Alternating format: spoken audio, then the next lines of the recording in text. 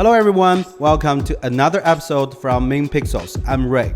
In today's video, I'm gonna share with you how to shoot Nikon F3, the film camera with Godox flash system. Specifically, how to use those wireless remote triggers with your Nikon F3 or any other film cameras. Let's check it out.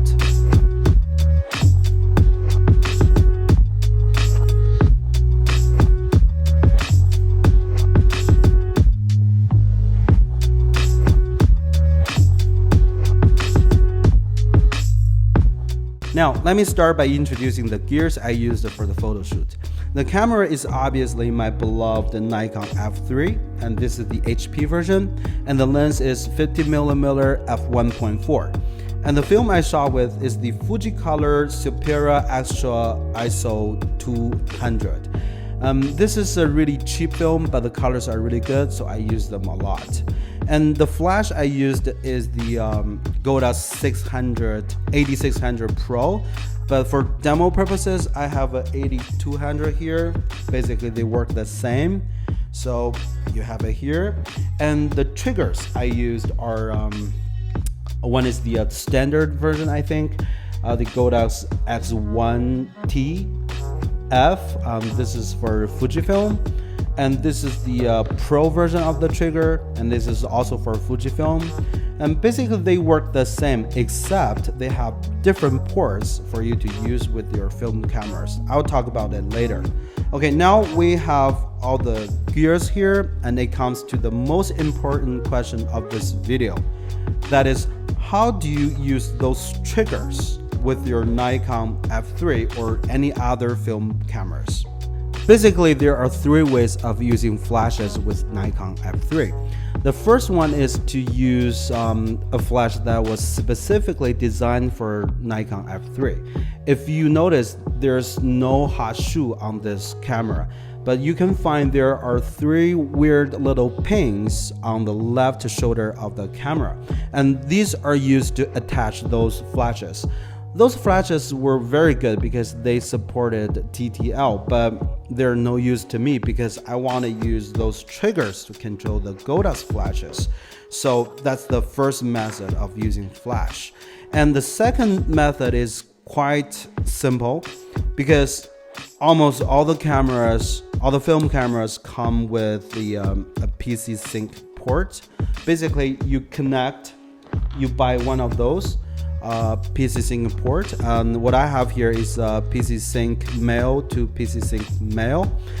Basically, you attach one end to the PC sync port on your camera, and the other end to any flashes or triggers that has the PC sync port. The problem with Godox X Pro trigger is that it only comes with 3.5mm port. This is like the headphone jack, right? And you cannot attach this PC sync cable to this trigger. So if you want to do that, you have to buy a PC sync male to 3.5mm cable. But for the standard version of the trigger, it does come with the PC sync port. So let's test it out to see if it works. Of course it will work. I tested it before, but I'll show you here. Okay, let me turn it on. And first, let me see if it connects to the flash. Give me a second. Okay, let's see. Oh, that's pretty strong. And now let's test if my trigger will trigger this trigger to trigger the flash. Okay, 1, 2, 3. Oh, it doesn't work. Okay, I think the connection is probably loose. Yeah, that's a problem with this method. You have to make sure all the ports are connected. Okay, now it works. Let's try it again. Yeah, perfect. But I don't like this method because, like you just saw, the cable can become loose, and when you're shooting the photos, you had to hold the trigger in one of your hand, and it becomes quite clumsy. And sometimes you misfire the flash, or you accidentally adjusted the settings on the trigger. So this is not ideal. So what I want to do is the third method, to directly attach those triggers onto the camera by using the hot shoe. But the problem with Nikon F3 is it doesn't have a hot shoe. So I did some search online and I found something like this. This is called Nikon F3 AS-4. It's a flash coupler and it's quite expensive. I bought it from a local store and it cost me like 60 Canadian dollars. I don't think everyone needs this. And of course, if you have a film camera that has a hot shoe on it, you're good. You don't have to spend that extra money. So it looks like this. So what you do is you attach this onto here. Okay.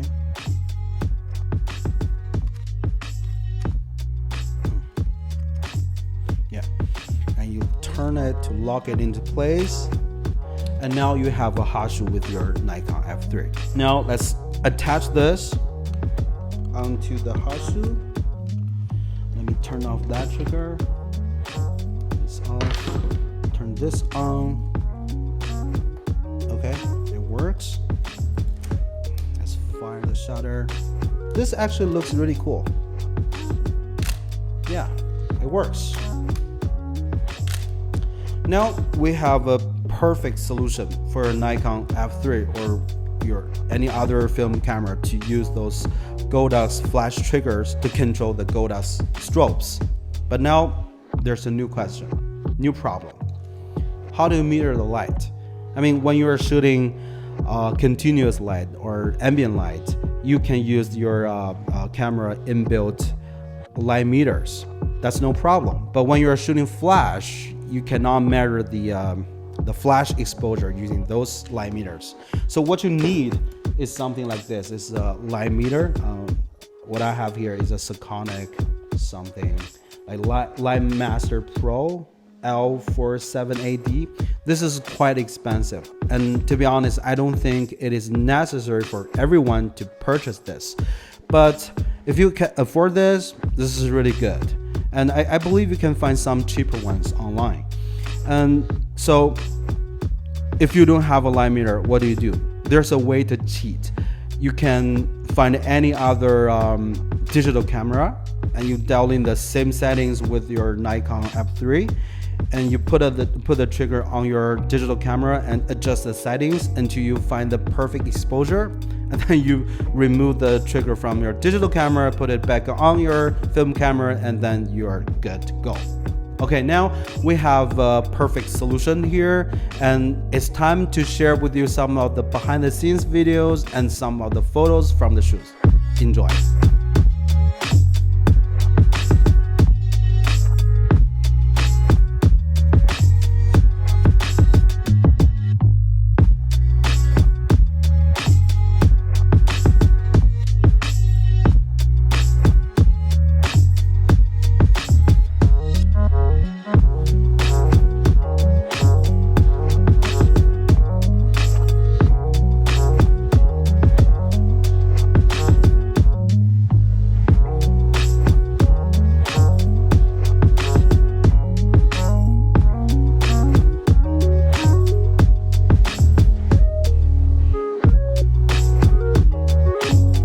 Okay, I hope you enjoyed the behind the scenes video and the photos.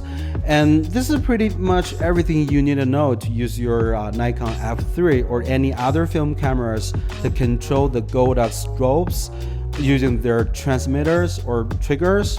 And if you like this video, please like it and subscribe to our channel. And don't forget to hit that bell icon to receive the notifications. And I will definitely be posting more videos quite more often in the coming 2019. So that's it. I will see you next time. Bye.